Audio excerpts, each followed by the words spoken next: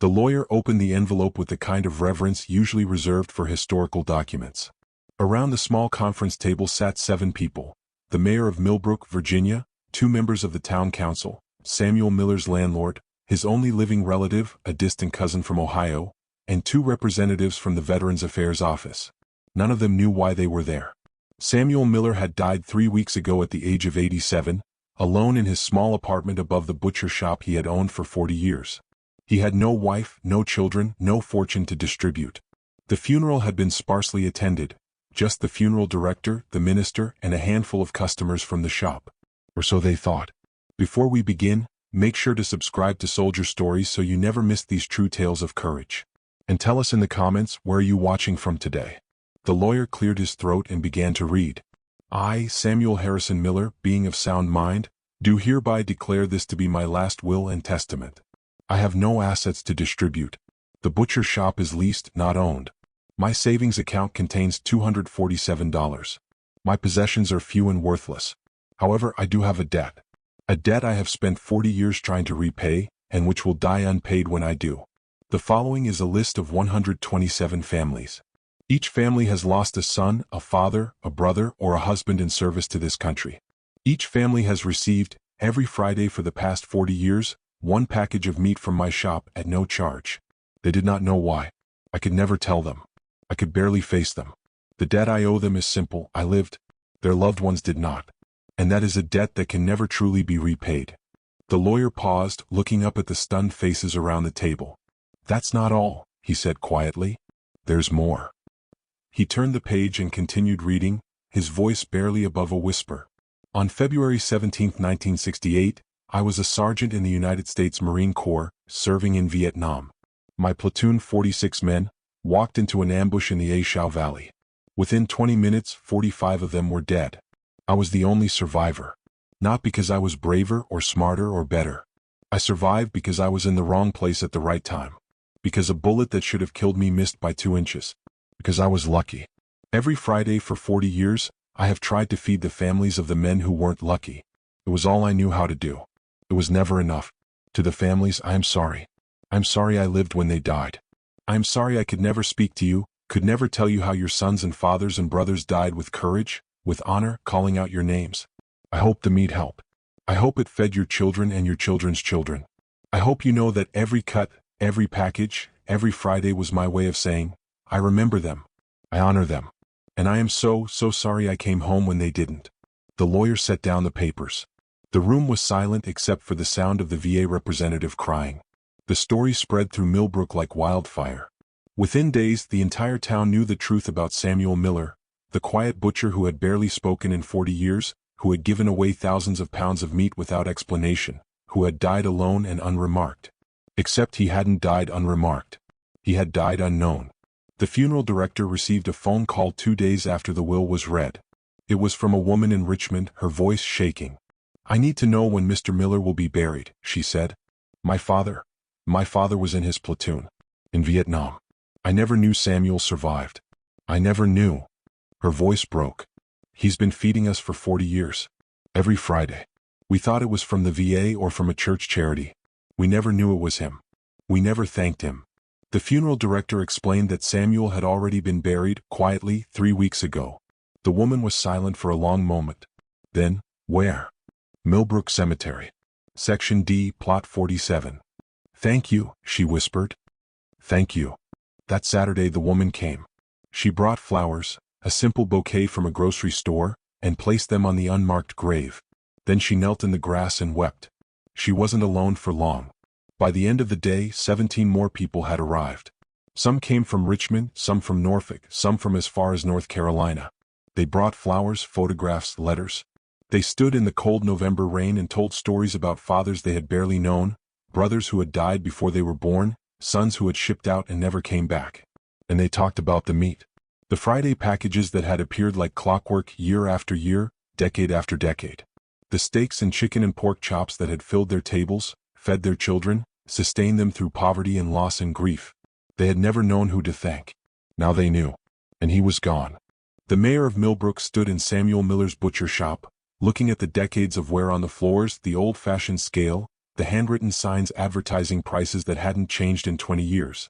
The shop had been closed since Samuel's death, the lease expired, the equipment scheduled to be sold off to pay final bills. But something didn't sit right with the mayor. This shop, this humble, unremarkable place, had been the site of a 40-year mission. A one-man war on survivors' guilt, fought with meat and silence and unshakable dedication. It deserved better than to be dismantled and forgotten. The mayor made some calls. The town council agreed to purchase the building. The VA contributed funds. Local businesses donated supplies. And within 2 weeks, a plan was in motion.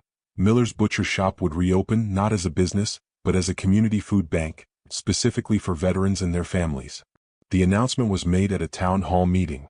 Over 200 people attended, including 87 of the 127 families from Samuel's list. One of them stood to speak.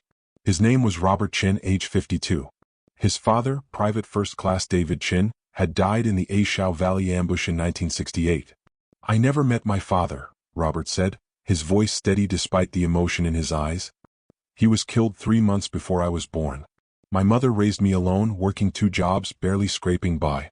But every Friday, a package of meat appeared on our doorstep. No note, no explanation. Just good quality meat that we couldn't afford otherwise." He paused, looking around the room. "That meat fed me. Fed my sister. It kept us healthy when we had nothing else. And we never knew who to thank. We thought it was anonymous charity, someone too modest to accept gratitude." He pulled out a photograph, faded, creased from decades of handling. It showed a young Marine in dress uniform, smiling at the camera. "This is my father. This is the man I never met." And for 40 years Samuel Miller remembered him, honored him, fed his family in his place. That's not charity. That's brotherhood. That's what it means to leave no one behind, even after the war is over. Robert's voice cracked. "Mr. Miller, wherever you are, thank you. Thank you for remembering. Thank you for feeding us. Thank you for carrying the weight of survival so we could live. We never thanked you when you were alive. But we'll thank you every day for the rest of our lives."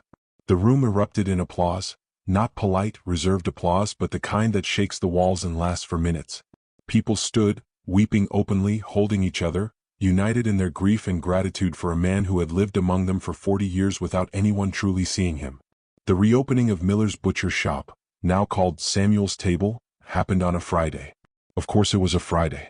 The line stretched around the block. Veterans from 3 wars, their families, their children, their grandchildren. Some came because they needed food. Others came to bear witness, to be part of something that felt sacred and necessary. At the front of the line stood an elderly woman, 92 years old, leaning heavily on a walker. Her name was Margaret Sullivan. Her husband, Corporal James Sullivan, had died in the Ashau Valley in 1968. When asked why she was there, she clearly didn't need free food, clearly had family who could help her. She smiled. "I came to say thank you," she said simply. 40 years too late, but better late than never. Inside the shop, volunteers distributed food. But this wasn't just a food bank. On the walls they had installed something else. Photographs. All 45 men who died in the ambush, their faces young and hopeful, their service eternal. And in the center, above the counter where Samuel had worked for 4 decades, a single photograph. Sergeant Samuel Harrison Miller, USMC, 1945 to 2032. Beneath it, a plaque. "He survived. So he fed us all." Among the volunteers at Samuel's table was a young Marine, fresh from his 2nd deployment in the Middle East. His name was Kyle Rodriguez, grandson of Corporal Luis Rodriguez, killed in action February 17, 1968. Kyle had grown up on the Friday meat packages. He had eaten Samuel's steaks and chicken and pork chops his entire childhood, never knowing where they came from, never understanding that each package was an apology wrapped in butcher paper. Now, standing in the shop where his grandfather's memory lived, Kyle felt something he hadn't felt since returning from deployment: purpose. "I want to tell his story," Kyle said to the mayor one afternoon. "Samuel's story. People need to know what he did. Not just the families, everyone. The whole country needs to know that this is what service looks like. Not just in combat but after. For the rest of your life." The mayor nodded slowly. "How do you want to tell it?" "I'm a filmmaker," Kyle said. "Or I'm trying to be. Let me make a documentary. Let me interview the families, show the shop, tell the whole story. Let me make sure Samuel Miller is remembered the way he remembered everyone else." The documentary took 8 months to complete. Kyle interviewed 73 of the 127 families. He tracked down military records, found photographs from Vietnam, located 3 other survivors from Samuel's battalion who remembered the ambush and its aftermath. One of them, a retired colonel named Marcus Wright, spoke on camera about the day Samuel came back. "He walked into base camp covered in blood," Marcus said, his voice distant with memory. "Not his blood, everyone else's. He had tried to go back for them, tried to carry them out one by one, but there were too many and the enemy was still there. By the time reinforcements arrived, there was nothing to do but count the dead." Marcus's eyes filled with tears. Samuel didn't speak for 3 weeks after that. Complete shock. When he finally did speak, all he said was, "I should have died with them." The doctors said it was survivor's guilt, that it would fade. But I don't think it ever did. I think he carried those 45 men every day for the rest of his life. The documentary premiered at a film festival in Washington, D.C. It won awards. It was picked up by streaming services. Millions of people watched it. But the moment that mattered most happened in Millbrook at a special screening for the families. The theater was packed. Every one of the 127 families was represented. Children, grandchildren, even great-grandchildren of the men who had died in 1968. They filled the seats, stood in the aisles, sat on the floor, all of them there to watch a story about a man who had fed them in silence for 40 years. The documentary opened with footage of the butcher's shop, empty and dark. Then a voiceover, Kyle's voice, began. "This is a story about debt. Not the kind you owe to banks or governments, but the kind you owe to the dead. The kind that can never be repaid, only honored. This is the story of Samuel Miller, who tried anyway." The film showed the meat packages, the families, the Friday ritual. It showed the will being read, the funeral director's shock, the town's awakening to the truth. And then it showed the interviews. One by one, families told their stories. How the meat had arrived every week like clockwork. How it had sustained them through poverty, through loss, through the impossible weight of raising children without fathers. "He fed my kids," one woman said through tears. "My husband died when they were babies and I had nothing. But every Friday that meat was there. It kept us alive. Literally alive." Another man, now in his 60s, spoke about the impact. "I became a doctor because of that meat.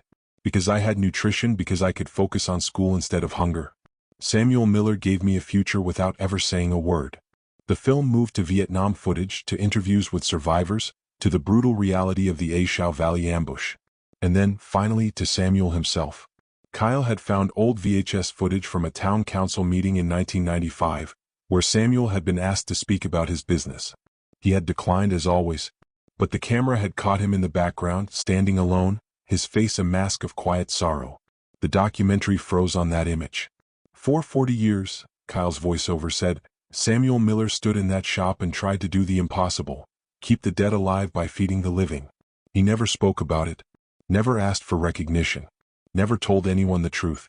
He just kept giving, kept feeding, kept trying to balance a debt that could never be balanced." The film ended with footage of Samuel's table, now thriving. Veterans and families coming and going, volunteers working, food being distributed. And on the wall, those 45 faces. "Samuel Miller didn't win the Medal of Honor," Kyle's voice concluded. "He didn't become a general or a politician. He became a butcher. But in doing so he saved lives. He fed families. He honored the dead by caring for those they left behind. And that, in its own way, is the truest form of service." The screen faded to black. The theater was silent for a long moment. Then someone began to clap. Then another. Then everyone. The applause lasted for 10 minutes, rising and falling like a tide, mixed with sobs and shouts and the collective release of 40 years of grief and gratitude. After the screening, Kyle stood in the lobby, overwhelmed by people wanting to shake his hand, to thank him, to tell their own stories. But one person hung back, waiting until the crowd thinned. She was in her late 70s, small and thin, with eyes that had seen too much loss. Her name was Eleanor Miller, Samuel's cousin, the one who had been at the will reading. "I never knew," she said when she finally reached Kyle. "Sam and I weren't close. I saw him maybe once every 5 years. He never talked about the war, never mentioned Vietnam. I thought he was just quiet, withdrawn. I didn't know he was carrying this." She pulled out a letter, yellowed with age. "I found this in his apartment when I was cleaning it out. It's addressed to the families, but he never sent it. I think he wrote it but couldn't bring himself to mail it." Kyle took the letter carefully. The handwriting was shaky, the paper thin from being folded and unfolded countless times. He read aloud. "To the families of the men I served with. I don't know if you'll ever read this, I don't know if I'll ever have the courage to send it, but I need to write it anyway, even if it just sits in a drawer for the rest of my life. Your sons, husbands, fathers, brothers, they were the best men I ever knew. Tommy Chin could make anyone laugh. James Sullivan never complained, no matter how hard things got. David Rodriguez taught me to play guitar. Martin O'Connor shared his last cigarette with me the night before he died. They were real. They were human. They weren't just names on a wall or faces in a photograph. They were my brothers, and I loved them. When they died, I tried to die with them. I ran back into the fire, tried to pull them out, tried to save anyone I could. But there were too many. The bullets were too fast. I couldn't reach them. So I survived. And I've hated myself for it every day since. The meat, the Friday packages, they're not charity. They're an apology. They're my way of saying, I'm sorry I couldn't save them. I'm sorry they're not here to feed you themselves. I'm sorry you have to live with their absence while I live with their memory. It's not enough. It will never be enough. But it's all I have to give. Please know that they died bravely. Please know that they thought of you at the end. Please know that someone remembers them, honors them, and will carry them until the day I die. With deepest regret and respect. Samuel Miller. Kyle finished reading. His hands were shaking, tears streaming down his face. This needs to be in the museum, Eleanor said quietly. At Samuel's table. People need to see this. They need to understand. They will, Kyle promised. I'll make sure they do. The letter was framed and placed in the center of Samuel's table, between the photographs of the 45 men. It became the heart of the space, the explanation for everything, the answer to the question everyone had been asking for 40 years. But something else happened too. Something unexpected. Other veterans started coming forward. Not the families but fellow survivors, men and women who had lost entire units, entire squads, entire platoons. Men and women who had carried the same guilt, the same weight, the same impossible debt. They came to Samuel's table not for food, but for connection. For the first time in their lives they met others who understood. Who knew what it was like to be the one who survived. Who carried names like prayers and faces like scars. A support group formed. Then another. Then a formal organization, the Survivors Table, modeled after Samuel's 40-year mission. Veterans helping other veterans. Survivors feeding survivors, not just with food but with understanding, with presence, with the simple message, you're not alone. Your guilt is real but so is your worth. Within 5 years, the Survivors Table had chapters in 30 states. Within 10 it was international.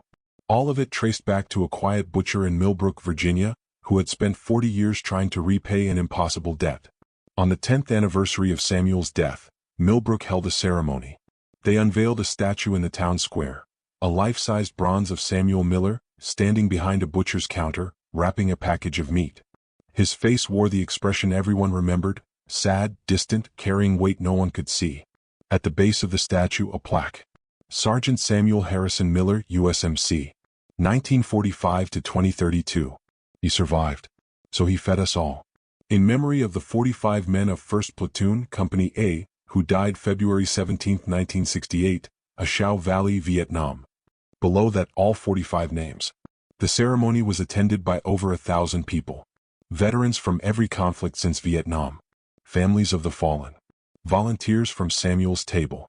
And in the front row, holding a photograph of his grandfather, Kyle Rodriguez. When it came time for him to speak, Kyle approached the podium slowly. He looked at the statue, at the bronze face that would forever carry the sorrow of survival, and he spoke. Samuel Miller never wanted to be remembered. He wanted to disappear, to fade into the background, to let his work speak for itself. But we're remembering him anyway. Not because he was perfect, he would have hated that, but because he showed us what it means to live with loss. He showed us that survival isn't a gift, it's a responsibility. That the dead don't need our guilt, they need our love, our memory, our commitment to honor them by living well and serving others.